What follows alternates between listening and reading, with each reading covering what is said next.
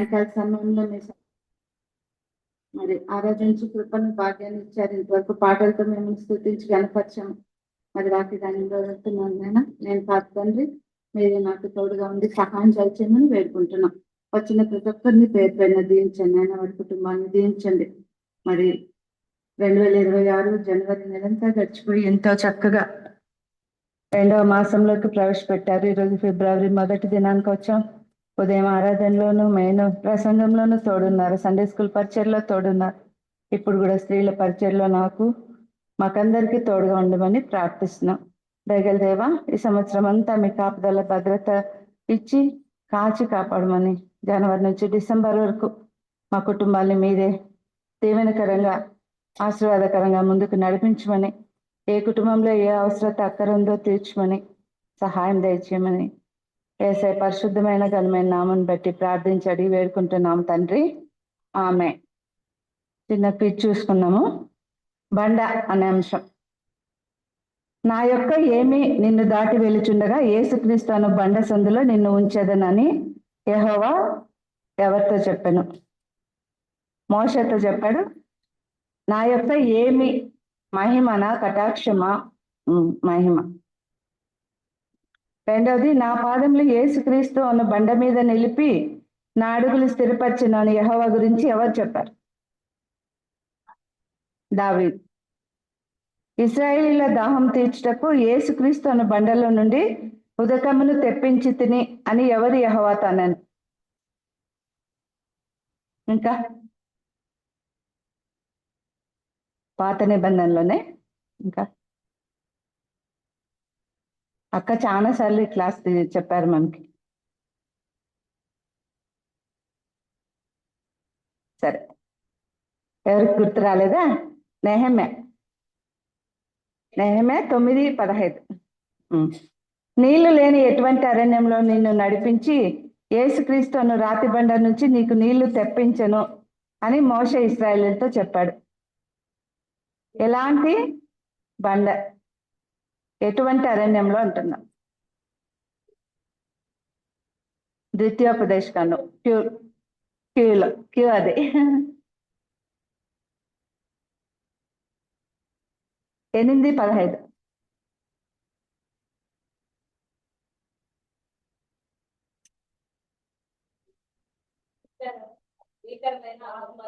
భయంకరమైన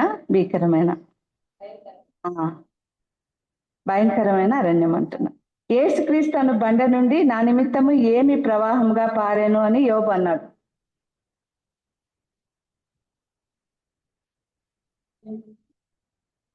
యోబు 29లో ఉంటది అన్నమాట. 29:6. తేనెనా, ద్రాక్షారసమా, నూనె, నీళ్ళ? కాదు, నూనె. కరెక్ట్. ఇశ్రాయేలీయుల నిమిత్తము దేవుడు యేసుక్రీస్తు అను బండను చీల్చగా నీళ్లు ఊపికి ఎక్కడ అవి ఏరులే పారేను అని కీర్తనకారుడు అన్నాడు. మళ్ళీనా క్వశ్చన్. ఇశ్రాయేలీయుల నిమిత్తము దేవుడు యేసుక్రీస్తు అను బండను చీల్చగా నీళ్లు ఉబికి ఎక్కడ అవి ఏరులే పారేను అని చెప్పాడు దావీదుకి. మైదానమా, లోయలా, అరణ్యమా, ఎడారులా? ఆప్షన్ చెప్తేనే వస్తుంది ఆన్సర్. ఎడారులు. కరెక్ట్. ఇశ్రాయేలునకు యేసుక్రీస్తు అను బండయను మేపిడి వాడును యెహోవాయే అని ఎవరు అనేను? ఏ ప్రవక్త చెప్పాడు? ఇశ్రాయేలునకు యేసుక్రీస్తు అన్న బండయను మేపిడి వాడును యెహోవాయే అని ఏ ప్రవక్త చెప్పాడు? ప్రవక్తే కాదు, ఇంకా మా నార్మల్ వాళ్ళు కూడా ఉన్నారు దీంట్లో ఆప్షన్ లో. కాదుకా. యాకోబు. ఆదికాండం 49:24. యాకోబు అంట. 8th question. ఎక్కడ ఇశ్రాయేలీయులకు నీళ్లు లేనందున యెహోవా యేసుక్రీస్తు అను బండతో మాట్లాడుము, అది నీళ్ళు ఇచ్చును అని మోషేతో చెప్పాను. ప్లేస్.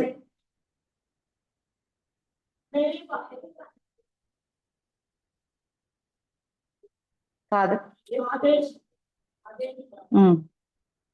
ఆ సంఖ్యాకాండం 20. కాదు. సరేలే, టైం అవుతుంది. కాదేశులో అంటుంది. 9వ క్వశ్చన్, ఇశ్రాయేలు వారికి యెహోవా యేసుక్రీస్తు అను బండలో నుండి నీటి కాలువలు రప్పించెను అని ఎవరు చెప్పారు? క్లూ చెప్తే అందరు చెప్పేస్తారు, క్లూ వద్దు. ఇంకా కీర్తనల్లో ఉంటది. కీర్తనలు 78:16 ఆసాపు. క్లూ ఇస్తే అందరు చెప్పిండే వాళ్ళేమో కదా. సంసోను ఫిలిస్తీన్లను హతం చేసి ఏ పేరు గల యేసుక్రీస్తును బండ సందులో నివసించను? ఏతం. రెఫీదీములో ఇశ్రాయేలీలకు నీళ్లు లేనప్పుడు యెహోవా దేనిలోని బండ మీద నీకు ఎదురుగా నిలిచెదను? యేసుక్రీస్తును ఆ బండకును కొట్టగా ప్రజలు తాగుటకు దానిలో నుండి నీళ్లు వచ్చునని మోషేతో చెప్పాను. కొండ. ఏ కొండ?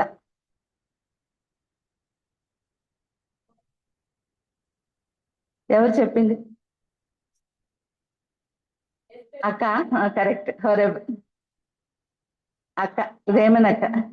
నెక్స్ట్ ఎస్తేర్ కూడా. 12వ క్వశ్చన్, యేసుక్రీస్తు అను కొండ బండ నుండి యెహోవా ఇశ్రాయేలునకు ఏమి జురించెను అని మోషే చెప్పాడు? తేనె. కరెక్ట్.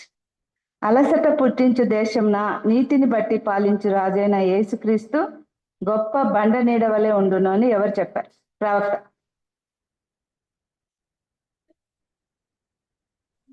కాదు.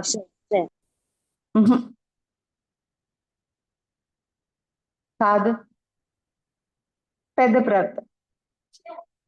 యెషయా. కరెక్ట్. యేసుక్రీస్తు అను బండ సందులలో ఎగురు పావురము అనే సంఘం యొక్క ముఖము ఏమని ఆయన అన్నాడు? సంఘ ముఖము ఎలాంటిది అంటున్నాడు? పాట కూడా పాడుకుంటాం. ఈ పాట అక్క కెజక్క చాలా ఇష్టం. అది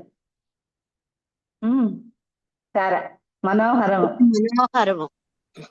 15వ, మన పితరులు ఆత్మ సంబంధమైన బండలోనిది త్రాగిరి, ఆ బండ క్రీస్తే అని పౌలు ఏ సంఘంలోకి చెప్పాడు? కొరింథీ సంఘాన్ని. ఇంకొన్ని కూడా చూద్దామా? చాలంట. సరే, ఇంకొక 5 చూద్దాము.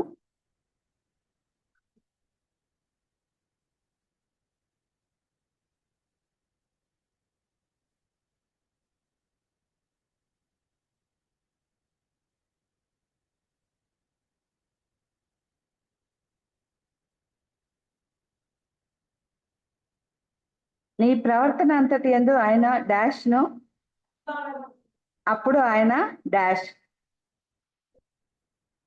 కరెక్ట్. నా కుమారుడా డాష్ తృణీకరింపవద్దు, ఆయన డాష్ కు విసుగవద్దు. కరెక్ట్. డాష్ సంపాదించుకుంటే జ్ఞానంనకు ముఖ్యాంశము, నీ సంపాదన అంతయు ఇచ్చి జ్ఞానం సంపాదించు. డాష్ నీతిమంతుల మార్గం అంతకంతకు తేజరిల్లును.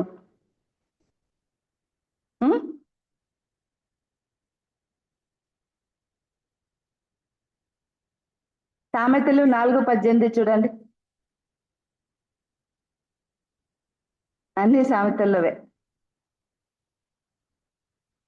డాష్ నీతిమంతుల మార్గము అంతకంతకు తేజరిల్లును. పట్టపగులగు వరకు వేకువ వెలుగు తేజరిల్లునట్లు. Very good. డాష్ వెళ్ళుము, వాటి నడతలు కనిపెట్టి డాష్ తెచ్చుకుంది. నీతిమంతుని జ్ఞాపకం చేసుకుంటా డాష్. భక్తిహీనుల డాష్, భక్తిహీనుల పేరు డాష్. కరెక్ట్.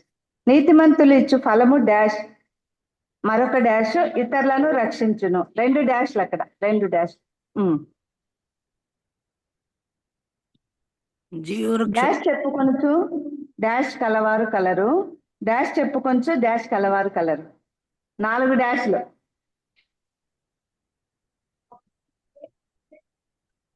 ఫస్ట్ది జీవవృక్షం. ఫస్ట్ డాష్ ధనవంతులమని, ధనవంతులమని చెప్పుకొనుచు, లేమిడి కలవారమని చెప్పుకొంచు, దరిద్రులమని బహుధనము కలవారు. సామెతలు 13:7. ఎద్దులు లేని చోట డాష్, మృదువైన మాట డాష్ చల్లారు. నొప్పించు మాట. డాష్ కంటే దీర్ఘశాంతం గలవాడు శ్రేష్ఠుడు. డాష్ కంటే తన మనస్సును స్వాధీనపరుచుకున్నవాడు శ్రేష్ఠుడు.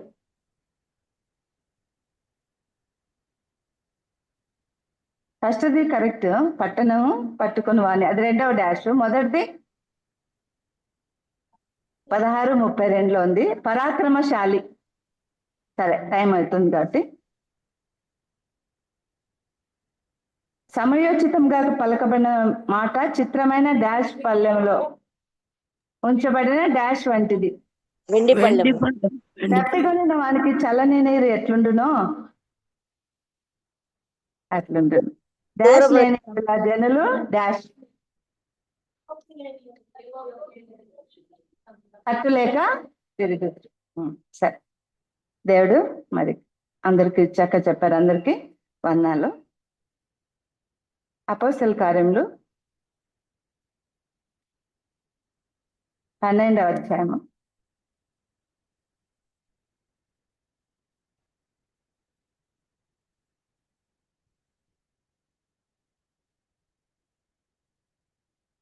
ఐదవ వచనం.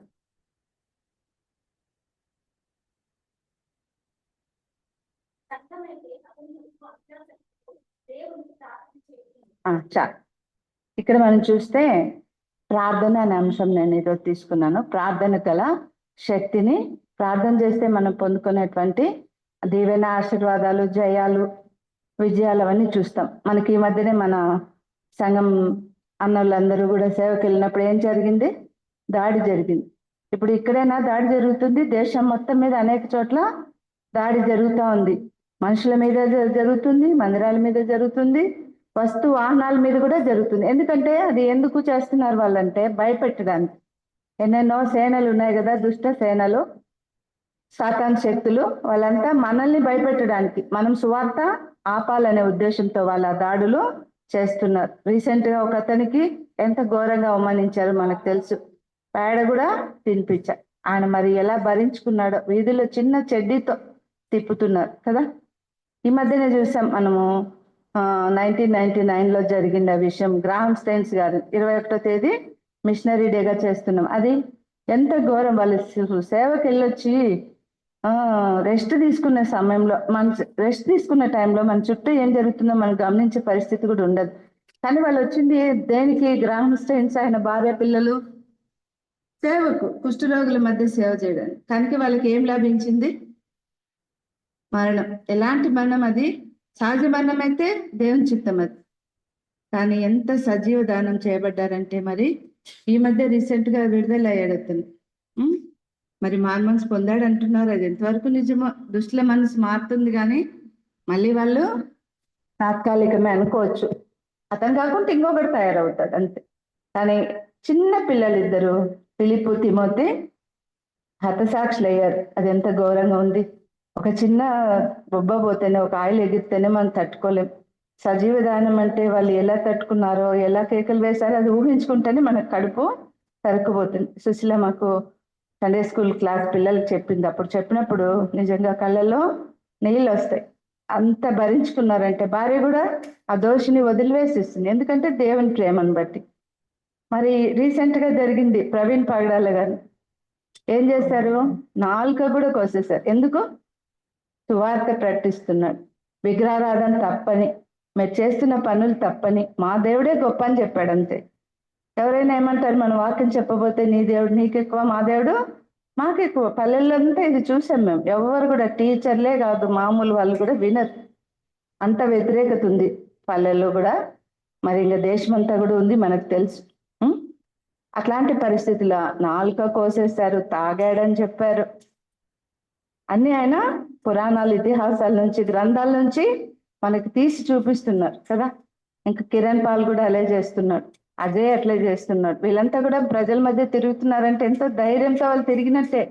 ఎప్పుడేం జరుగుతుందో తెలియని పరిస్థితి. మరి ఆయన్ని మరి చంపినప్పుడు వాళ్ళు ఎక్కడ తిరుగుతున్నారు, ఏ వాహనం తిరుగుతున్నారు అన్ని గమనించి ఒక నక్సలైట్లు చేసే పని ఇప్పుడు ప్రజలు చేస్తున్నారు. ఎవరిని చంపడానికి? క్రైస్తవులను చంపడానికి. సేవకుల్ని చంపడానికి. వాళ్ళు లేకపోతే మనకు వాక్యం ఉండదని వాళ్ళ ఉద్దేశం. కానీ వాక్యం మనుషుల్ని చంపే కొద్దీ వాక్యం ఏమవుతుంది?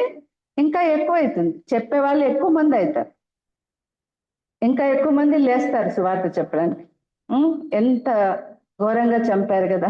ఆ బండికి ఎక్కడ కూడా ఏం లేదు, కానీ మనిషికి ప్రతి అవయవము గాయమైంది. మరి ఆయన చిన్న ఆడపిల్లలు ఇద్దరు, 9 మందో 14 మంది అనాథ పిల్లల్ని ఇంట్లో సాకేవాడంట. వాళ్ళంతా ఏమైనట్టు ఇప్పుడు? భార్య పిల్లలు అనాథలు, ఆయన పెట్టిన అనాథాశ్రమాలు అన్నీ కూడా అనాథలైనట్టే.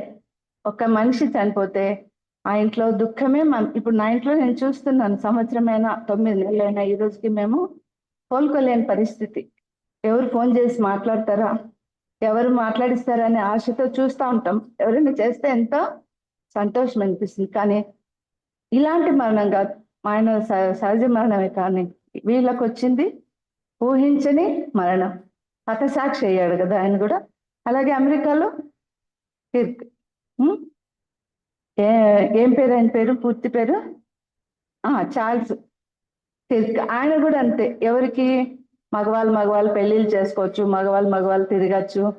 ఇలాంటి ఆ గేల మధ్య సువార్త చెప్తున్నందుకు మంచి మాటలు ఎవరికి మంచిగా అనిపించవు కదా.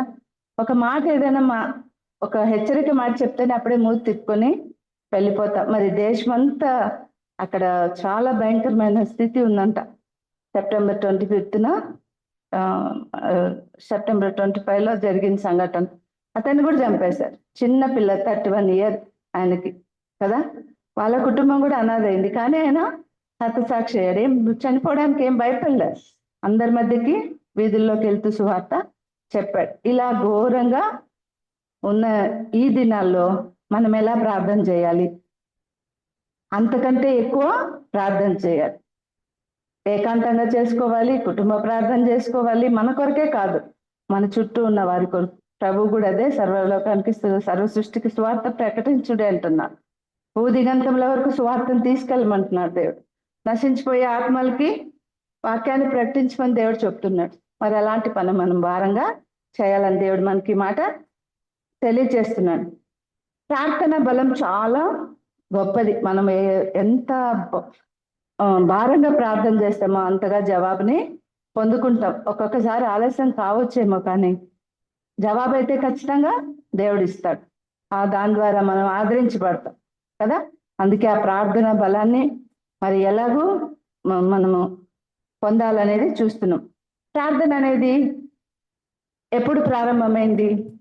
ఎనోష్ ఆది కాండంలో ప్రారంభమైంది. మరి ఆ రోజు నుంచి ఈ రోజు వరకు, ఆది కాండం నుంచి ప్రకటన గ్రంథం వరకు ప్రార్థించే వీరులను అనేక మందిని మనం చూసాం. స్త్రీలు ఉన్నారు, పురుషులు ఉన్నారు, పిల్లలు ఉన్నారు, పెద్దలు, వృద్ధులు కూడా మనకు కనిపిస్తారు. ప్రవక్తలే కాదు, నార్మల్ పీపుల్ కూడా.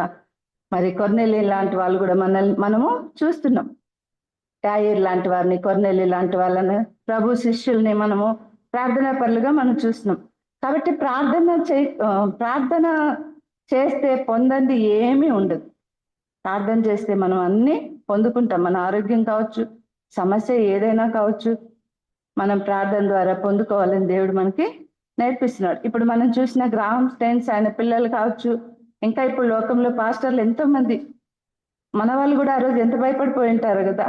బస్సులో ఉన్నప్పుడే వచ్చి వెంటాడి పగులు కొట్టింటే అది ఎట్లా ఉండేదో చూడండి. ఒక చిన్న గాయం తగిలితేనే ఓర్చుకోలేం, కానీ మొత్తం అది వాళ్ళు ఎంత క్రూరంగా కొడుతున్నారు, పగులు కొడుతున్నారు అనేది చూస్తే మరి వాక్యానికి ఎంత వ్యతిరేకత ఉందో అనేది మనకు అర్థమవుతుంది. కాబట్టి ఈ కుట్రలకి మనము గురి కాకూడదంటే, సాతాను కుట్రలకి, మనుషుల కుట్రలకి మనం బలి కాకూడదంటే మనం ఏం చేయాలి? ప్రార్థన చేయాలి. అందుకనే మనకి ఈ మాట దేవుడు ఇక్కడ రాయించాడు. ఏది? అపోస్తల కార్యములు 12వ అధ్యాయము 5వ వచనంలో చూస్తే, పేతురు చెరసాలలో ఉంచబడెను, సంఘమైతే అతని కొరకు అత్యాసక్తితో దేవునికి ప్రార్థన చేయుచుండెను. ఇక్కడ చూస్తే మనము పేతురు చెరసాలలో ఉన్నప్పుడు, పేతురు ఎవరు? ప్రభు యొక్క ప్రేమైన శిష్యుడు. 12 మంది ప్రేమైన వాళ్ళే. ప్రభుని అప్పగించిన విధానం కూడా దేవుడు ప్రేమించాడు. కానీ 3 ఇష్టమైన శిష్యులుగా చెప్పబడుతున్నారు. ఎవరెవరు? పేతురు, యోహాను, యాకోబు కదా. వాళ్ళ 3లో మనకి పేతురు సందర్భంగా మనం ఇప్పుడు చూస్తున్నాం. ఈ 5వ వచనం మళ్ళీ ఇంకోసారి చూడండి. పేతురు చెరసాల్లో ఉంచబడెను, సంఘమైతే అతని కొరకు అత్యాసక్తితో దేవునికి ప్రార్థన చేయుచుండెను. పేతురు చెరసాల్లో పెట్టబడినప్పుడు ఆయన ప్రార్థన చేసుకుంటున్నాడు. ఇంకెవరు ప్రార్థన చేస్తున్నారు? సంఘమంతా భారంగా ప్రార్థిస్తే పొందంది ఏది ఉండదు. మనం కూడా ఆల్ నైట్ ప్రేయర్ చేస్తాం, విజ్ఞాపన ప్రార్థన వారం చేసుకుంటున్నాం. మరి ఎస్ఆర్ ప్రేయర్ వారియర్స్ లో ప్రతి రోజు కూడా మనము ఆత్మీయ ఆహారాన్ని వింటున్నాం, భుజిస్తున్నాం. కాబట్టి ఇట్లా ఉండాలని దేవుడు మనకు నేర్పిస్తున్నాడు. ప్రార్థన ఎలా ఉండాలంట? సంఘము ఎలా అత్యాసక్తితో ప్రార్థన చేసిందో అలాగ ఉండమని దేవుడు మనకి ఈ మాట ద్వారా చేపిస్తున్నాడు. సంఘ ప్రార్థనలు మామూలు స్థితిలో మనం రోజు చేసుకునే ప్రార్థన కన్నా సమస్య వచ్చినప్పుడు, ప్రాబ్లం వచ్చినప్పుడు, మరి మనకి ఏదైనా విపత్తు వచ్చినప్పుడు, వ్యతిరేకత వచ్చినప్పుడు అత్యాసక్తితో సంఘ ప్రార్థన ఉండాలని చెప్తున్నాడు. సంఘమంతా ప్రార్థిస్తే మరి ఎరుకో గోడలు ఎలా కూలాయి? ఎవరైనా సుత్తులు పారలు పట్టుకుని పగలగొట్టారా? ప్రార్థనతోనే పడగొట్టబడ్డాయి కదా.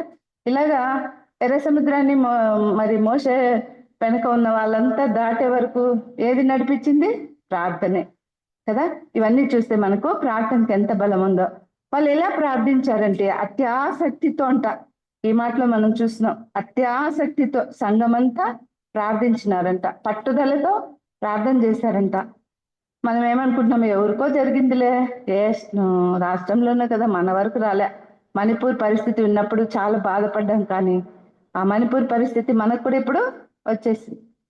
ఛత్తీస్గఢ్, మణిపూర్, ఇంకా చాలా చాలా తెలియవు మనకంతే. మీడియా కవర్ చేయకుండా గవర్నమెంట్ అడ్డుకుంటుంది కాబట్టి మన వరకు రావట్లే. కానీ అన్ని చోట్ల వ్యతిరేకత అయితే ఉందని, బహిరంగ మీటింగ్స్ అన్ని కూడా ఆపివేయబడుతున్నాయి. అంటే ఇది దేవుని రాకడా సమీపంగా ఉందని మనకు తెలియపరుస్తుంది. కాబట్టి అపోస్తల కార్యం 12వ అధ్యాయం అంతా మనం చదివితే ఈ మాట మనకి సంఘం ఎలా ప్రార్థించింది, అత్యాసక్తితో పట్టుదలతో ప్రార్థన చేసినప్పుడు పొందండి ఏమీ లేదు. అక్కడ ఏం జరిగింది? ప్రార్థించినప్పుడు సంఘం అంతా విడుదల లభించింది. ప్రభు దూత ఎక్కడ పేతుర్ని బయటికి తీసుకుని వచ్చినట్టుగా మనం చూస్తున్నాం.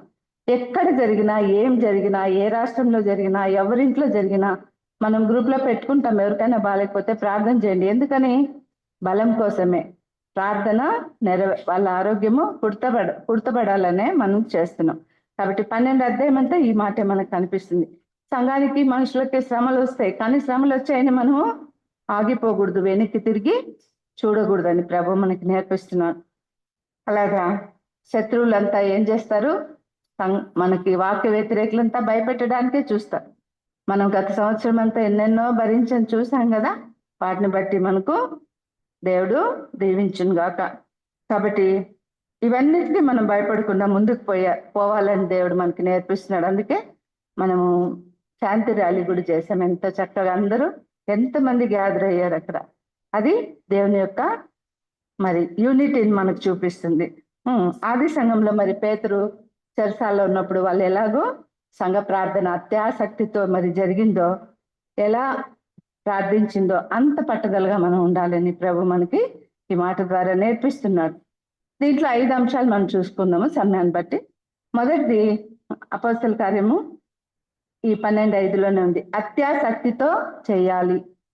ఊరికే నామకే వస్తే మనం చేసుకుంటాం కదా 5 నిమిషాలు ప్రార్థన, వెళ్ళేటప్పుడు ప్రార్థన, ఇవి కాదు, కానీ చాలా భారంగా అత్యాసక్తితో ఇంట్రెస్ట్ తో చేయాలని దేవుడు మనకి నేర్పిస్తున్నాడు. అపోస్తల కార్యంలో మరి అప్పటికే యాకోబుని ఖడ్గం చేత హెరోదు రాజు చంపించేస్తాడు. అప్పుడు ఎట్లుంటుంది? సంఘం అంతా గలిబిలే ఉంటుంది, అందరు భయపడే పరిస్థితి ఉంది. అప్పుడు హెరోదు ఎలాంటి శిక్షలు ఇచ్చేవాడో మనకు తెలుసు కదా. అలాంటి సందర్భంలో అందరు చెదిరిపోవాలి. అక్కడున్న పేతురు కూడా దేవుడు నాకు తెలియదన్న, ఏది వచ్చినా నేను మాత్రము అబద్ధం ఆడను అంటాడు. కానీ అదే రోజు రాత్రి 3 సార్లు బొంకినట్టుగా చూస్తాం. ఆయన మీదే ప్రభు నా పని చేయమని చెప్పినట్లుగా మనం చూస్తున్నాం. కాబట్టి యాకోబు చంపబడినప్పుడు అక్కడ ఉన్న పరిస్థితిలో హెరోదు రాజు ఏం చేస్తున్నాడు? మరి పేతురును కూడా చంపాలని, అందుకే ఆయన్ని తీసుకెళ్లి చెరసాల్లో పెట్టించినట్లుగా మనం చూస్తున్నాం. ఆ చెరసాల్లో ఉన్నప్పుడు ఎంత బాధ ఉంటుంది, దుఃఖం ఉంటుంది, వేదన ఉంటుంది, ప్రార్థనకి వీలు ఉండదు, బైబిల్ ఉండదు చేతిలో, ఒక పెన్ను పెన్సిల్ కూడా మన దగ్గర ఉండదు. ఆ దినాల్లో అయితే ఎట్లుండేదో మనకు తెలియదు, కానీ ఇప్పటి దినాల్లో కనీసము ఏది అలౌ చేయరనమాట అక్కడ ఉన్న వాళ్ళకి. కాబట్టి ఏం చేస్తున్నాడు ఇక్కడ, మళ్ళీ పేతుని చంపేదానికి హేరోదు పూనుకున్నప్పుడు సంఘం అంతా అత్యాసక్తితో ప్రార్థన చేసి పేతురును విడిపించడానికి, పేతురు విడుదల అవడానికి చూస్తున్నట్టుగా మనం చూస్తున్నాం. వాళ్ళు అలాగా అత్యాసక్తితో ప్రార్థన చేసి మరి పేతురుని బయటకు తీసుకొచ్చినట్టుగా చూస్తాం. ఈ మాట ప్రార్థన అనేది మొదటి అధ్యాయం నుంచి మనం ఎన్నోసార్లు ప్రార్థన అనే మాట మనం చూస్తున్నాం. దాంట్లో అపోస్తలుల కార్యం మొదటి అధ్యాయం నుంచి అనేక సార్లు చూస్తాం. యాకోబు పత్రిక 5వ అధ్యాయం 17-18 వచనాలు చదవండి. సంఘ ప్రార్థనకు జవాబుగా పేతురు విడిపించబడ్డారు. ప్రభు దూత ఆయన్ని తీసుకొచ్చి బయటికి విడుదల చేసినట్టుగా 5, 17, 18.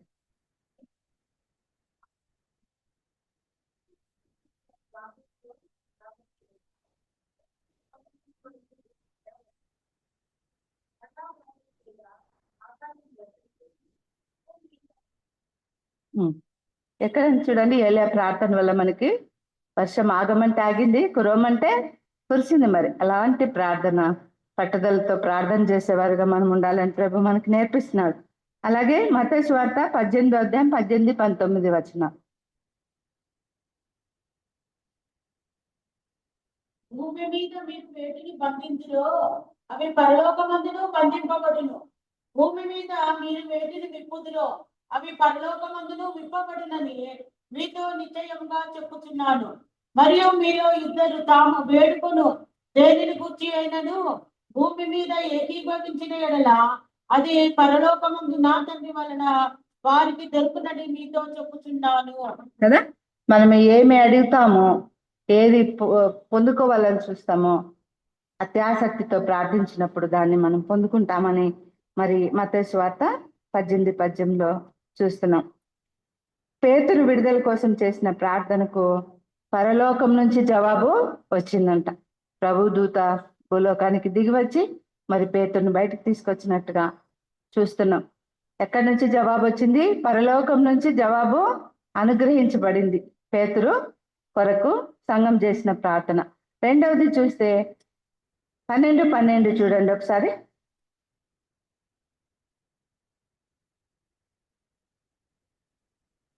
12 అపోస్తలుల కార్యమే 12.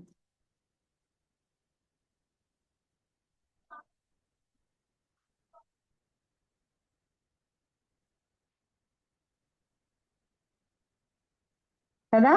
మరి పేతురు చెరసాల్లో ఉన్నాడు. సంఘం అంతా ఎలా ఇంతకుముందు చూసినట్టుగా అత్యాసక్తితో ప్రార్థన చేసింది, ఏక మనసుతో ప్రార్థన చేసింది. ఇప్పుడు చూస్తే అనేకులు కూడి, ఒకరిద్దరు కాదు, సంఘం అంతా కూడి అక్కడ అనేకులు కూడి ప్రార్థన చేస్తున్నారంట. అనేకులంటే ఇట్లా ఆలోచించుకొని, సంఘం అంతా ఆలోచించుకొని మారు పేరు గల యోహాన్ తల్లి అయిన మరి ఇంటికి వచ్చిన అక్కడ అనేకులు కూడి పేతురు బయటికి వచ్చిన తర్వాత ప్రభు దూత తీసుకుని వచ్చిన తర్వాత నేరుగా మార్కు ఇంటికి తీసుకెళ్ళాడంట. మార్కు తల్లి అయిన మరియ ఇంటికి, మార్కును మారు పేరు గల యోహాన్ తల్లి అయిన మరియ ఇంటికి వచ్చినప్పుడు ఎలాంటి పరిస్థితి ఉందంట? అనేకులు కూడి ప్రార్థన చేస్తున్నారంట. ఆదిమ కాలంలో ఆదిమ శిష్యులు ఎప్పుడు కూడా ఎల్లప్పుడూ ప్రార్థనలు, వాళ్ళకి స్థలం లేదు, మందిరాలు లేవు. ఎక్కడ చూసిన ప్రభు కూడా కొండల్లో తోటల్లోనే ప్రార్థన చేసినట్టుగా మనం గెత్సెమనే తోట, ఇలాంటి ప్రార్థనలు మనం చూసాం. మరి ఆదిమ కాలంలో కూడా శిష్యులు ప్రార్థన జీవితం, ఏకాంత ప్రార్థన కలిగి ఉన్నారు, సంఘ ప్రార్థన కూడా కలిగి ఉన్నట్టుగా మనము ఇక్కడ చూస్తున్నాం. 1వ అధ్యాయం 14 వచనం కూడా చూడండి.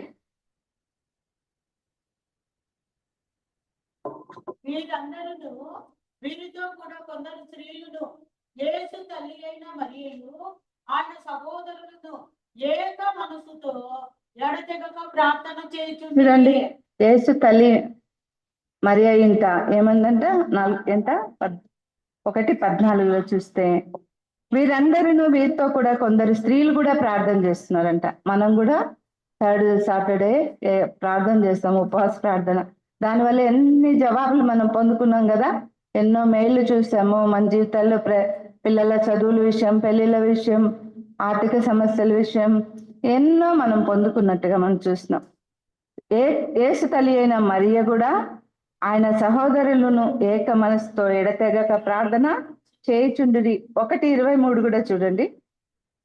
అప్పుడు వారు యూస్తును మారు పేరు గల బర్సబ్బా అనబడిన యేసేపు మత్తీయ అను ఇద్దరిని నిలబెట్టి ఇట్లని ప్రార్థన చేసిరి. అందరి హృదయములను ఎరిగి ఉన్న ప్రభువా, తన చోటికి పోవుటకు యూదా తప్పిపోయి పోగొట్టుకొనిన ఈ పరిచర్యలోను అపోస్తలత్వంలోను పాల్పొందుటకు వీరిద్దరిలో నీవు ఏర్పరచుకొనిన వారిని కనుపరుతుమనిరి. చదువు అది కూడా. అంతటా వారు వీరిని కూర్చి చీట్లు వేయగా మత్తీయ పేరట చీటి వచ్చెను. కనుక అతడు 11 మంది అపోస్తలులతో కూడా లెక్కించబడేను. 23వ వచనంలో అప్పుడు వారు యూస్తను మారిపేరు గల బర్సబ్బా అనబడిన యోసేపు మత్తీయ అని ఇద్దరిని నిలబెట్టి ఇట్లని ప్రార్థన చేసి, ఒక శిష్యుడు తగ్గిపోయాడు కదా, ఇంకొక శిష్యుని ఎన్నుకునే సందర్భంలో ప్రార్థన చేసి శిష్యుని ఎన్నుకున్నట్టుగా మనం చూస్తున్నాం. మత్తీయను ఎన్నుకున్నట్ల. 2:42 కూడా చూడండి. 2వ అధ్యాయం 42వ వచనం. వీరు అపోస్తలుల బోధయందును సహవాసమందును రొట్టె విరుచుటయందును ప్రార్థన చేయుటయందును ఎడతెగక ఉంది కదా, ఎడతెగక ప్రార్థనలో ఉన్నారు. రొట్టె విరుచుట ఎందును, సహవాసమందును, బోధ ఎందును, ప్రార్థన చేయట ఎందును ఎడతెగక కదా. ఇలాంటి ఎడతెగని ప్రార్థన మనం చేయాలని మనకు ఇక్కడ మనకి హృదయ కనిపిస్తుంది. ఆమె ఒక బిజినెస్ ఉమెన్ అయినా ఆ పని చేసుకుంటూనే ప్రభు వాక్యం విన్నది, సంఘానికి చేర్చబడింది, కుటుంబాన్ని రక్షించుకున్నట్టుగా మనం చూస్తున్నాం. అలాంటి ప్రార్థన, ఎడతెగని ప్రార్థన మనం చేయాలని దేవుడు మనకి నేర్పిస్తున్నాడు. 3వ అధ్యాయం 1వ వచనం. పగలు 3 గంటలకు ప్రార్థనా కాలంన పేతురును యోహానును దేవాలయంకు ఎక్కి వెళ్ళుచుండగా చాలు. పగలు 3 గంటలకు, తెల్లవారుజామున 3 గంటలకు ప్రార్థనా కాలంన పేతురును యోహానును దేవాలయంకి ఎక్కి వెళ్ళుచుండగా, ప్రార్థనా కాలం ఆ సమయాన్ని మనకి ఇక్కడ చూపిస్తుంది. పగలు 3 గంటలకు పేతురు యోహాను ప్రార్థనకు వెళ్తున్నారంట. అలాగే 4వ అధ్యాయం 31వ వచనం. వారు ప్రార్థన చేయగానే వారు కూడి ఉన్న చోటు కంపించెను. అప్పుడు వారందరూ పరిశుద్ధాత్మతో నిండిన వారై దేవుని వాక్యమును ధైర్యముగా బోధించిరి కదా. ఇక్కడ చూడండి, శిష్యులు చెదిరిపోయిన దినాల్లో ఎట్లుందంట, వారు ప్రార్థన చేయగానే వారు కూడి ఉన్న చోటు కంపించింది. మన ప్రార్థన ఎలా ఉండాలి? సమస్యల్ని కంపించేదిగా, సమస్యల్ని తీసివేసేదిగా, సమస్యల్ని తొలగించేదిగా, కంపించే ప్రార్థన ఉండాలంట. అప్పుడు వారందరూ పరిశుద్ధాత్మతో నిండిన వారే దేవుని వాక్యంను ధైర్యంగా బోధించిరి. చిన్నది ఏదైనా ఇన్సిడెంట్ జరిగితే భయపడిపోయి మనం వెనక్కి తగ్గుతాం. అలా ఉండొద్దని దేవుడు మనకి మాట నేర్పిస్తున్నాడు. 6వ అధ్యాయం 4వ వచనం. అయితే మేము ప్రార్థన ఎందును వాక్య పరిచర్య ఎందును ఎడతెగక ఎందుమని చెప్పింది ఈ మాట. చాలు. అయితే మేము ప్రార్థన ఎందును వాక్య పరిచర్యను ఎడతెగక, ఎన్నిసార్లు మనకి ఎడతెగక అని కనిపిస్తుంది? ఎడతెగని ప్రార్థన, విసుగని ప్రార్థన, పట్టుదలతో ప్రార్థన, అత్యాశక్తితో ప్రార్థన, మరి సంఘపరంగా ప్రార్థన, కుటుంబపరంగా ప్రార్థన. ఇక్కడ ఈ మాటలో మనకి ఏం కనిపిస్తుంది?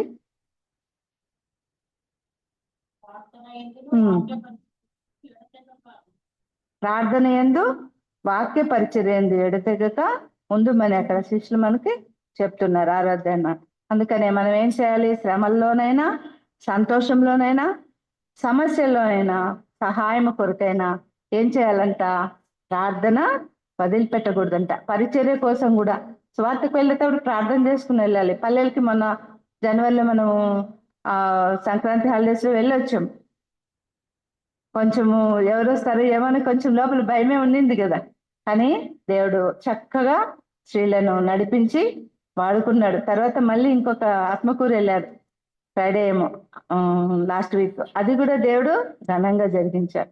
వెళ్ళిన అందరు కూడా చక్కగా ప్రార్థనలో మరి వాక్యంలో పాల్గొని వచ్చినట్టుగా ఉంది. అందుకనే పరిచర్య కొరకైనా ప్రార్థించేవారుగా మనం ఉండాలి.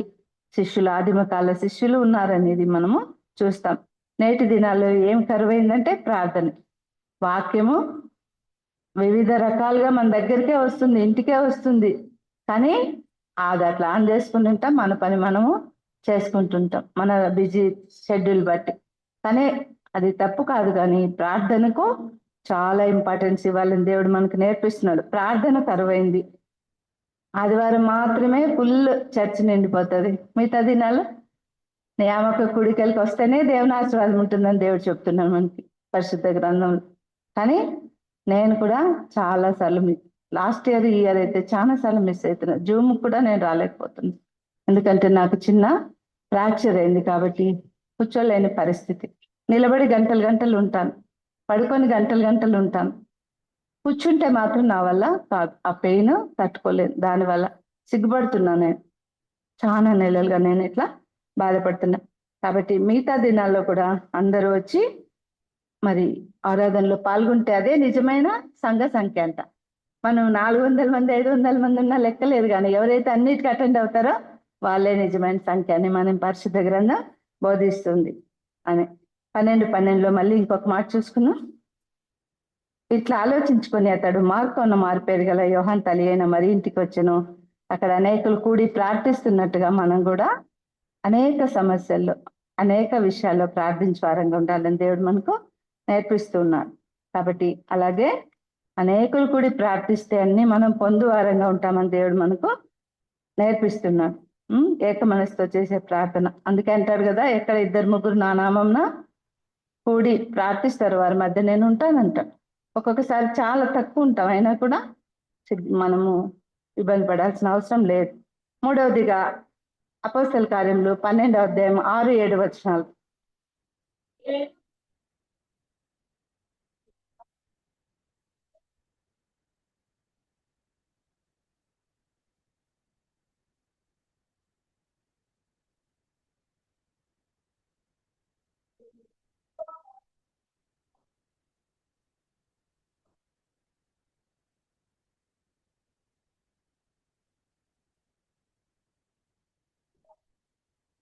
ఊడిపడారు కదా, ఎంత బాగుంది కదా.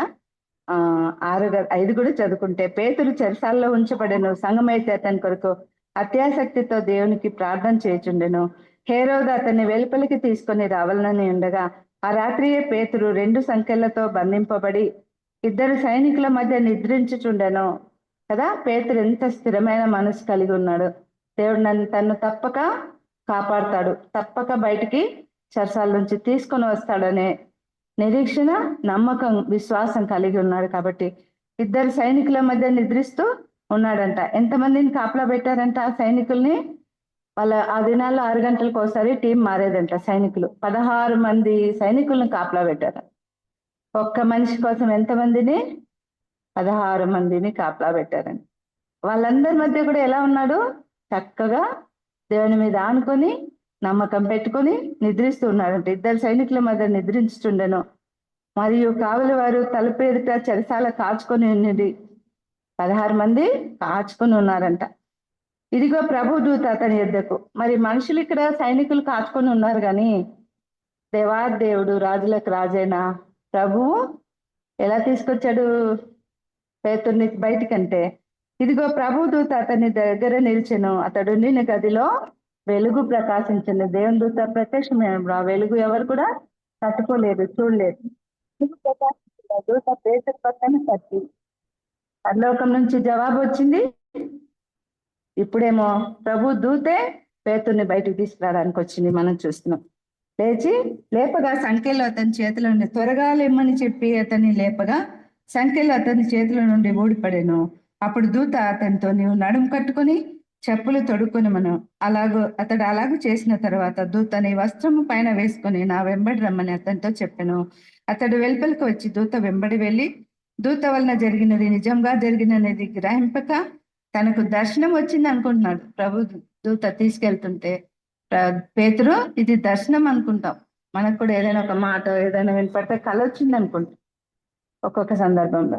అలాగా దర్శనం వచ్చింది అనుకుంటున్నాడు. మొదటి కావలిని, 2వ కావలిని దాటి పట్టణంలోకి పోవు ఇనుప గవని యుద్ధకు వచ్చినప్పుడు దానంతట అదే వారికి తెరుచుకొనేను. ఎవరైనా తలుపులు తీశారా? అవంతటవే సంఖ్యలు తెగిపోయాయి, తలుపులు కూడా తెరవబడినట్టుగా మనం చూస్తున్నాం. వారు బయలుదేరి ఒక వీధి దాటిన వెంటనే దూత అతన్ని విడిచి వెళ్ళిపోయాడు. బయటకు తీసుకుని వచ్చి వదిలిపెట్టి మళ్ళీ పొద్దున్నే పేతురుకు వచ్చి ప్రభు తన దూతను పంపి హేరోదు చేతిలో నుండి యూదులను ప్రజలు నాకు ఉద్దేశించిన వాటన్నిటి నుండి నన్ను తప్పించున్నాడని ఇప్పుడు నాకు నిజంగా తెలియనని అనుకోనేను. 12 ఇంపార్టెంట్ చూడండి. ఇట్లా ఆలోచించుకుని అతడు మారు పేరు గల యోహాను ఇంటికి తీసుకొని పోబడితే అక్కడ ఆమె పరిచయం చేసినట్టుగా వాళ్ళందరూ అనేకులు కూడి ప్రార్థన చేస్తున్నట్టు మనం చూస్తాం.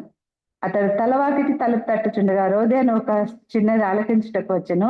ఆమె పేతురు స్వరం గుర్తుపట్టి సంతోషం చేత తలుపు తీయక లోపలికి పరిగెత్తుకొని పోయి పేతురు తలుపు దగ్గర ఉన్నానని చెప్పాను. అందరూ నువ్వు పిచ్చిదాని అన్నారు, కానీ నిజంగా పేతురు బయటికి తీసుకొని రాబడ్డాడు. కాబట్టి అనేకులు కూడి నిరంతర ప్రార్థన చేసినప్పుడు పేతురు పరిశుద్ధాత్మ దేవుని చేత బయటికి తీసుకుని రాబడినట్టుగా మనం చూస్తున్నాం. మత్తయి సువార్త 7:8 ఒకసారి చూడండి.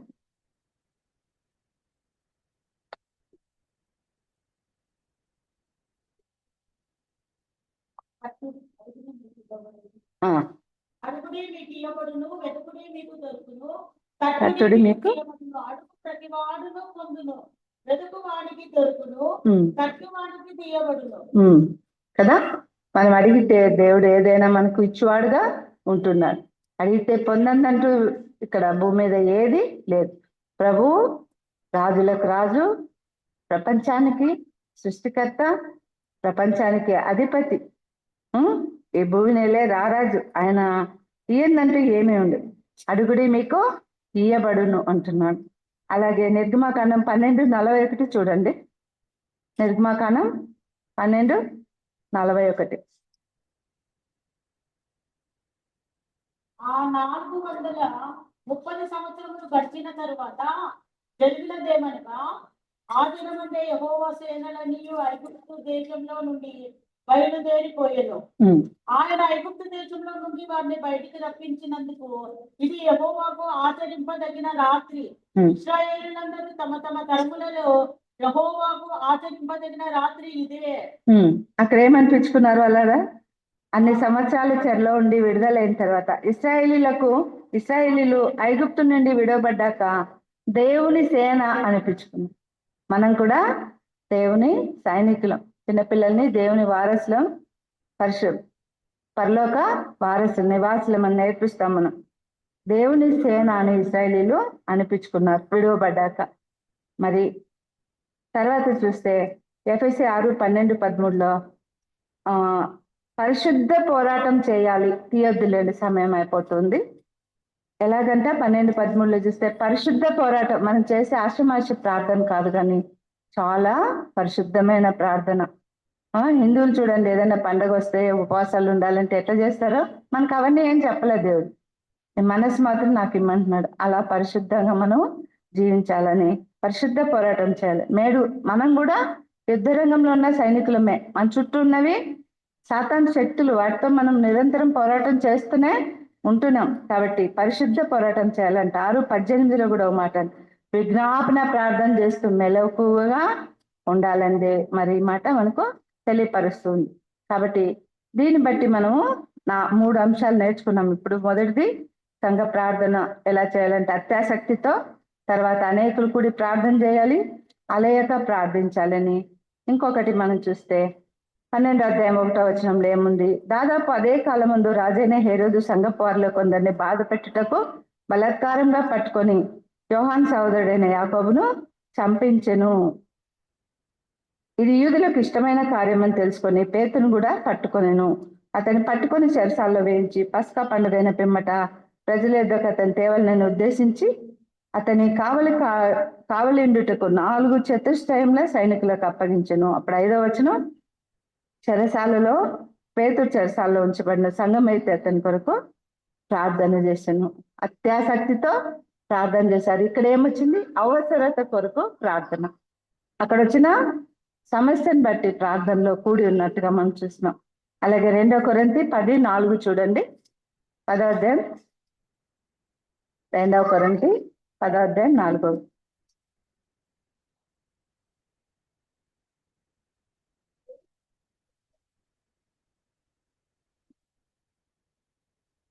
ఇక్కడ చూస్తే 12వ అధ్యాయం 1వ వచనంలో సంఘానికి ఏం ప్రారంభమయ్యాయి?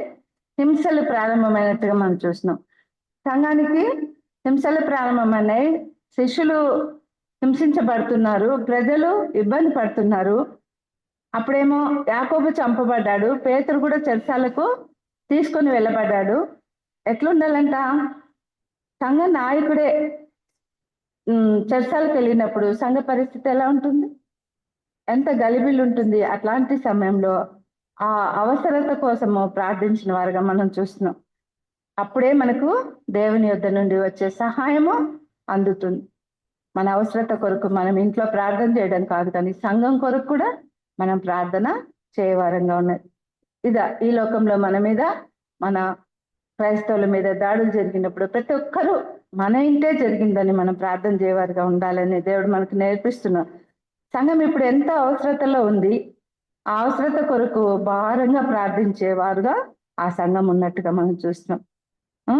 ఈ బంధకాల్లో విడుదల కలిగించే ప్రార్థన వాళ్ళు చేసి పేతుర్ని బయటికి తీసుకొచ్చినట్టుగా మనం చూస్తున్నాం. అలాగే ఎన్నో కష్టాలు, ఎన్నో కొండలు, ఎన్నో సమస్యలు మనకు ముందుగా ఉంటాయి, కానీ వాటి నుంచి విడిపించేది ఎవరు? దేవాదేవుడైనా ప్రభువే. ఎంత పెద్ద సమస్య అయినా దేవుడు మనకి తేలికగా చేసేవాడుగా మనం చూస్తున్నాం. కాబట్టి 2 కొరింథీ 10:4 చూసిన ప్రకారంగా మనం ప్రార్థన యుద్ధోపకరణాలు ధరించుకొని ఎవరితో పోరాడాలి? సాతాను శక్తులతో, అంధకార చీకటి శక్తులతో, మన వ్యతిరేకులతో పోరాటం చేయాలని దేవుడు మనకి నేర్పిస్తున్నాడు. 4 అయిపోయే అవసరత కొరకు ప్రార్థన అనేది మనం చూసినాం.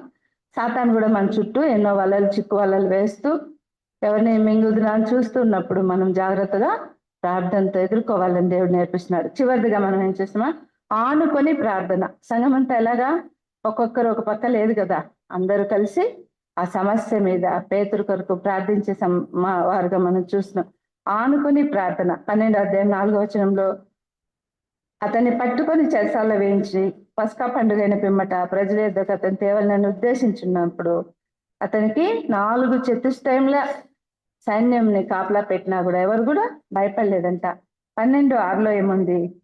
హేరోదు అతన్ని వెలుపలికి తీసుకుని వచ్చి అందరి ముందు నిలబెట్టాలి, పనిష్మెంట్ ఇవ్వాలి అన్నప్పుడు ఎలాంటి ప్రార్థన చేశారంటే ఆనుకుని ప్రార్థన. ఒకరికొకరు చైన్ ప్రేయర్స్ మనం కూడా చేస్తున్నాం కదా. మనం కూడా అలాగా కరోనా టైంలో చేసాం. ఎన్ని సమస్యలు వచ్చినా ప్రార్థన మనము మానలేదనేది 12:11 కూడా మాట మనకు చూస్తున్నాం. పేతురుకు తెలివి వచ్చి ప్రభు తన దూతను పంపి హేరోదు నుండి విడిపించాడని తెలుసుకున్నాడు. దేవుడే మన సమస్యల నుంచి విడిపించినట్టుగా మనం చూస్తున్నాం. 12:10 కూడా ఆ మాటే ఉంది. మొదటి కావలిని, 2వ కావలిని దాటి మరి ప్రభు దూత పేతుర్ని బయటికి తీసుకొచ్చినప్పుడు ఆ తలుపులు చిన్న తలుపులు ఉంటాయా, ఎంత పెద్ద ద్వారాలు ఉంటాయో కదా, అవి అన్ని కూడా వాటంతటవే తెచ్చుకున్నట్టుగా మనం ఇక్కడ చూస్తున్నాం. కీర్తన 89:14 చూడండి. ఒకరు హెబ్రీ 4:16 చూడండి.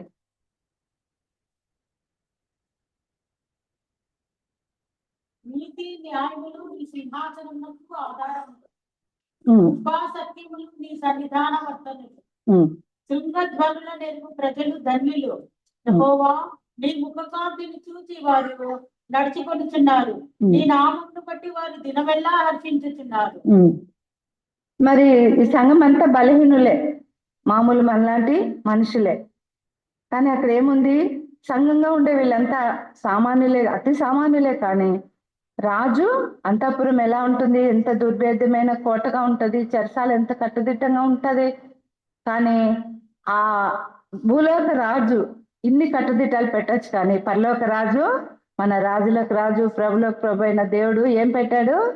విడుదల తీసుకుని వచ్చాడు. అవన్నిటిని ఛేదించుకొని వాటన్నిటిని అవంతటికవే తలుపులు తెరుచుకుని వచ్చేటట్టుగా దేవుడు చేశాడు. తన అంతఃపురానికి తీసుకుని వచ్చినట్టుగా మనల్ని కూడా ఆయన అంతఃపురానికి తీసుకుని వెళ్ళబోతున్నాడు. కాబట్టి మనం ఈ లోక విషయాల్లో పోరాటాలు వచ్చినప్పుడు మనము దేనికి భయపడకూడదనే మాట మనకు నేర్పిస్తుంది.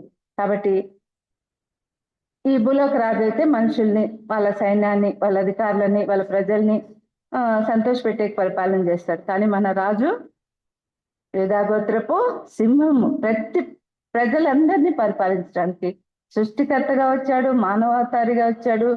భూలోక రాజు, రాజులకు రాజు, ప్రభులకు ఎన్నైనా 1000 స్తోత్రాలు ఆయనకు మనం చెప్పుకోవచ్చు. కాబట్టి 89వ కీర్తనలో ఎలాగొచ్చాడంట, ఆయన సింహాసనము నీతి న్యాయములతో కూడుకున్నది. అలాంటి రాజ్యాన్ని మనకు దేవుడు తీసుకొని రాబోతున్నాడు, మనల్ని అక్కడికి తీసుకొని పోబోతున్నాడు. కాబట్టి ఆయనకి స్తుతి కలుగును గాక. కాబట్టి మనము ఆ సింహాసనం వద్దకు కనికరము చేత, ఆయన కనికరం చేత తీసుకొని పోబడుతున్నాం. అది మనం తెలుసుకోవాలి. హెబ్రీ 4:16 చూడండి.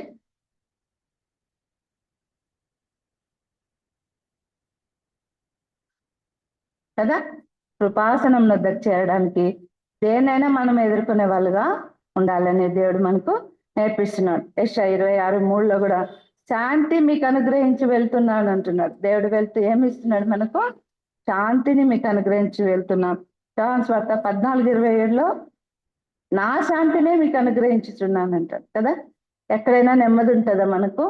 ఆయన పాదాల యొద్ద మాత్రమే, ఆయన మందిరంలో మాత్రమే. ఎంతో మంది వచ్చి మందిరంలో ప్రార్థన చేసుకుని నెమ్మది పొందుకొని వెళ్తున్నారు.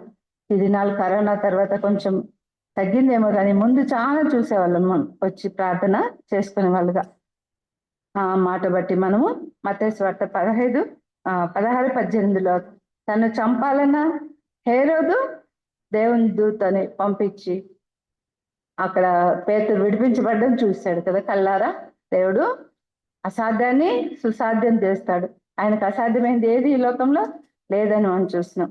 అలాగా ఈ 5 పాయింట్లను బట్టి సంఘం ఏమైందంటే సంఘం విజయం పొందుతుంది, పేతుర్ని విడిపించుకోగలిగింది. ఆ 5 ప్రార్థనలు మనం కూడా చేయవాలని మన దేవుడు మనకు నేర్పిస్తున్నాడు. ఇంకొకసారి అవి చూసి మనము ముందుకి వెళ్దాం ఒక్కొక్కటి. మొదటిది అనేకులు కూడి ప్రార్థన, అత్యాసక్తితో ప్రార్థన, అలేక ప్రార్థన, అలాగే అవసరత కొరకు ప్రార్థన, ఆనుకొని ప్రార్థన చేసినాడు. సంఘం అంతా భారంగా ప్రార్థించి పేతుర్ని విడిపించుకోగలిగినాడు. పేతురు తిరిగి తన సువార్తను కొనసాగించినట్టుగా చూస్తాం. అలాంటి ప్రార్థనగా చేయవారుగా మనం ఉండాలని దేవుడు మనల్ని కోరుకుంటున్నాం. మనం కూడా, మన సంఘం కూడా, మనం ఏకాంతంగా కూడా, కుటుంబాల పరంగా కూడా ఇలాంటి ప్రార్థన చేయవారుగా ఉండాలని దేవుడు మనల్ని కోరుకుంటున్నాడు. అటు కృప మనందరికీ దేవుడు దయచేయను గాక. చిన్న సాక్ష్యం చెప్పి నేను ముగిస్తాను. ఫస్ట్ లో మర్చిపోయాను. ఈ గత సంవత్సరం అంతా మేము దిగులు, బాధ అన్ని చూసాం కదా, అసలు డిప్రెషన్ లో ఉండిపోయాం. కానీ ఇప్పుడు జనవరిలో ఏమైందంటే, ఈ జనవరి 25 ఈ 3 days మీటింగ్స్ నేను రాలేకపోయాను. 25 ఏమైందంటే మా 50 years బ్యాక్ ఇంటర్ బ్యాచ్, అంటే ఇప్పుడు అందరూ 65, 63, 64 ఆ ఏజ్ అనమాట. మేమంతా అందరూ 50 ఏళ్ళ తర్వాత కలుసుకున్నాం. రీయూనియన్ జరిగింది. అందరికి వచ్చిన ప్రతి ఒక్కరికి 92 మంది స్టూడెంట్స్ కలుసుకున్నాం. Arts, science, HEC, CEC, MPC, BiPC students. ఆ దినాల్లో ఎట్లుండే వాళ్ళు, ఆడపిల్లలు మగపిల్లలు అని తేడా లేదు. అప్పుడు ఏమీ తెలియని దినాలు. ఇప్పుడైతే అసలు చిన్న చిన్న పిల్లలకి అన్నీ తెలిసిపోతున్నాయి. అదే మనసే ఇప్పటికి కూడా వాళ్ళ పిలుపులు అట్లే ఉన్నాయి. మాకెంత సంతోషమైంది. ఆ రోజంతా దేవుడు నాకెంతో సంతోషాన్ని ఇచ్చాడు. నేను నా ఇన్నాళ్ళు ఈ సంవత్సరం అంతా పడిన ఆ బాధ అంతా కూడా కొంత మర్చిపోగలిగాను. చాలా మంది నాకు ఫోన్ చేసి అడుగుతుంటారు, కానీ అక్క అయితే విజయక్క అక్క బాగా నన్ను హెచ్చరిస్తుంటారు. మన నిరీక్షణ కళ వీళ్ళందరూ కూడా ఫోన్ చేస్తూనే ఉంటారు, క్షమ్యం కానీ వాటన్ని ఒక సైడ్ అయితే, ఇది నాకు దేవుడు ఇచ్చిన దేవుడు మంచి అవకాశం ఇచ్చాడు. నేను తిరిగి కొంచెం మేలు పొందుకున్నాను అని అనుకుంటున్నా. ఆ రోజు మాకు 92 మంది స్టూడెంట్స్, 5 మంది లెక్చరర్స్ వచ్చారు. వాళ్ళందరూ 95. ఇంకా చూడు ఎట్లుంటాడు. ఒక ఇద్దరేమో చాలా ఏజ్ 95 అని, నడవలేరని, హైదరాబాద్లో ఉన్నారని రాలేకపోయారు. 5 మంది వచ్చారు. వాళ్ళకి సన్మానం చేశాం. పొద్దున 9:30 నుంచి సాయంత్రం 5 వరకు చాలా సంతోషంగా గడిపాము. ప్రతి ఒక్కరు అటెండ్ అయిన మా అందరికీ కూడా సన్మానం చేశారు. తిరిగి అప్పుడు నేను ఇంటర్లో ఉన్నప్పుడు యాంకరింగ్ చేసేది చాలా ఇష్టం నాకు. అప్పుడు చేశానని వాళ్ళు ఇప్పుడు గుర్తుపెట్టుకొని నాకు పోతానే ఇచ్చినారు మైక్. ఫస్ట్ తీసుకుని మైక్ తీసుకో, యాంకరింగ్ చేయకుంటే కొంతసేపు ఒక 1 hour చేశాను. అదంతా దేవుడు నాకు. నా పిల్లలు కూడా వచ్చారు, బాబు పాప చెల్లెలు అందరూ సంతోషంగా ఆ రోజు గడిపాం. అది ఒకటి. రెండవది ఏమంటే 26th మా మూడో చెల్లి ఇక్కడికి వస్తారు, చూసినారు కదా శైల. ఆ అమ్మాయికి మామూలుగా హై స్కూల్లో నాన్న, మోడల్ స్కూల్ అమ్మ అనమాట. వాళ్ళిద్దరు స్కూళ్ళకి August 15th రిపబ్లిక్ డే రోజు ఈ పాప గిఫ్ట్లు ఇస్తారు. స్కూల్ మొత్తం 1000 మంది ఉన్నా 500 మంది ఉన్నా ఎంతమంది ఉన్నా అందరికీ స్కూల్కి అంతా గిఫ్ట్ ఇస్తుంది. క్రిస్మస్ మన 25th సారీ ప్రతి క్రిస్మస్కి 30 ఏళ్ళుగా సండే స్కూల్కి గిఫ్ట్లు ఇస్తుంది ఆమె. నానమ్మ ఉన్నప్పటి నుంచి ఇదే అనవాయితీ, ఇప్పటికీ అదే కొనసాగుతుంది అన్న. ఎంతమంది అన్నా రాని కొత్త వాళ్ళు వచ్చినా ఇస్తుంది అనమాట. అది అందరిని బట్టి ఆ పాపకు ఆ స్కూల్లో ఒక స్కూల్ వాళ్ళు సన్మానం చేసేకి పిలిచారనమాట. 26 శైలాకి సన్మానం. శైలాన్ని చూడడానికి ఆ ఫంక్షన్ చూద్దామని పోతే నన్ను కూర్చోబెట్టి నాకు చేసిన. అక్కడ నేను చదువుకున్న స్కూల్లో కాలేజీలో ఇది నిజంగా ఒక మెమరబుల్ ఇన్సిడెంట్ అని నేను అనుకున్నా. చెల్లెలకు అక్కడ నాకు తెలిసిన కొలీగ్, తాడిమిర్లో చేసేటప్పుడు ఉన్న కొలీగ్ అక్కడ ఉండిందనమాట. ఆ అమ్మాయి ఎన్నేళ్ల తర్వాత 10-12 ఏళ్ళ తర్వాత చూసామని సంతోషంగా ఆ రోజు గడిపాం. అది ఆ రోజు అయిపోయింది. ఇంకా 27th కడపకి వెళ్ళిపోయాం. ఈ మీటింగ్ నేను 27th 2 months అయింది కింద పడి, పాలు ఫ్రాక్చర్ అయింది కదా, అది చూపించుకోవడానికి 27th వెళ్ళిపోయాం. 26th నైట్ వెళ్ళిపోయాం. పోతే డాక్టర్ లేరనమాట. మేము కనుక్కుని పోయింటే బాగుండేదేమో, వెళ్ళాం. సరే అని పోయినాము. మధ్యాహ్నానికి చిన్న చెల్లి ఫోన్ చేసింది, 28వ తేదీ నాకు ఇక్కడ సన్మానం చేస్తున్నారు, మీరు రావాలా. మళ్ళీ రాత్రి వచ్చేసాం. 5 రోజులు బాబు అయితే నాన్ స్టాప్ డ్రైవింగ్. పాపం ఎంత కారైనా కష్టమే కదా డ్రైవింగ్. అట్లా చేశారు, దేవునికి స్తోత్రం. ఆ రోజు అమ్మాయి వచ్చి ఎన్సీసీ ఆఫీసర్, 20 ఏళ్ళుగా ఎన్సీసీ ఆఫీసర్గా చేస్తుంది. 92లోనే ఢిల్లీకి సెలెక్ట్ అయింది ఆమె. షూటింగ్ ఢిల్లీ పెరేడ్ కూడా వెళ్ళొచ్చింది 2-3 సార్లు. అట్లా ప్రతి సంవత్సరం ఆమెకి ఏదో ఒకటి అవార్డు వస్తూనే ఉంది. August 15th best teacher award, PD award వచ్చింది. ఇప్పుడు 26th రిపబ్లిక్ డేకి చాలా మంది ఉన్నారని చెప్పి ఆ రోజు చేయకుండా ఇంకొక డే పెట్టుకున్నారు. ఇంకొక సారు వాళ్ళ కమాండర్ రిటైర్ అవుతున్నారంట, నిన్న రిటైర్ అయ్యారన. ఢిల్లీ నుంచి కమాండర్ వచ్చారు ఆ ఫంక్షన్. ఇక్కడ వచ్చి 3 stars అనమాట. 3 stars అంటే ఆమెకి ఇంతవరకు 2 star ఉంది, గ్రేడ్ 2 ఆఫీసర్గా ఉంది. ఇప్పుడు గ్రేడ్ 1 ఆఫీసర్ చేశారు. అంటే సిఐ క్యాడర్ అంట, ఈక్వల్ టు సిఐ క్యాడర్. అది ఎంత ఘనంగా జరిగించాడు దేవుడు. ఈ 3 కొత్త సంవత్సరంలో వచ్చిన వెంటనే ఈ 3 ఇన్సిడెంట్లు మా కుటుంబానికి దేవుడు ఇచ్చిన సంతోషాన్ని మేము చూసాం. దేవుడు మమ్మల్ని దీవించాడని మేము ఎంతో సంతోషపడ్డాం. మరి ఇవన్నీ జరగడాన్ని బట్టి దేవునికి వందనాలు. ఈ అవకాశం ఇచ్చిన కేజెట్ గారికి వందనాలు. అందరికీ వందనాలు.